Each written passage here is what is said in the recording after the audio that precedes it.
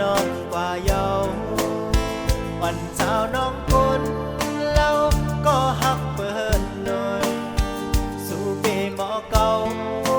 เฮาเมาย้อนสูบ่เคยจะบ่ยอมใจมาวนจองจูทางสิแลจึงซ้ำเลยทบหันยาวันสาวน้องคนเล่าเศร้านาอกเบิดดอนตาปุ่นใจก้มกวยไหลโดยลายสายตาอ่อนเมินเข้ามาเธอโอบเธอเป็นเมหักมือและดอกเวยอย่าลืมใจนะลอยกลับมาหาปีใจที่หนึ่งลูกลองย้อนสู่ปีกองหมู่ทัดดอกเจ้าอยู่แค่จังหากันอับทางเสียแล้วทางอัญญาแม่น้องกว่าก่อนลมโกเป็นการพิษดิบนับเติบปีขี่เจอโกญาเธอฟ้าสิผิดตามกับเกสุอยันหอมเธอห่างกัน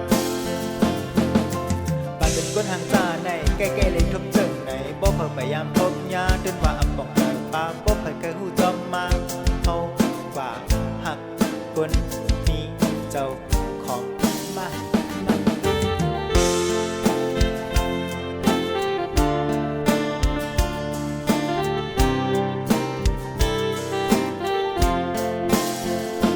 ทางสิแลทางอัญญาแม่น้องกว่าเยาว์วันสาวน้องคนเล่าก็ฮักเปิดหน่อยสู่ปีหมอเก่าเฮาเมาย้อนสูบ่เคยจะบ่ยอมใจมาวนจองจูทางสิแลจึงซ้ำเลยทบหันยาวันสาวน้องคนเล่าเศร้านาอกเบิดดอนตาปุ่นใจ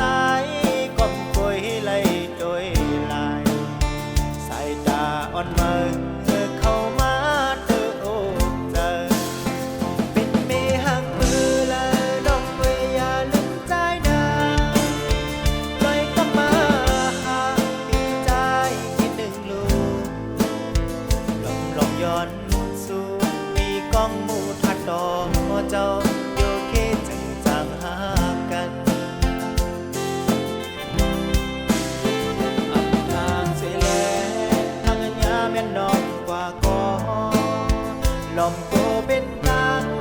พิษดิบนับเติบปีขี่เจอโกญาเธอฟ้าสิผิดตามกับเกสุอยันหอมเธอห่างกัน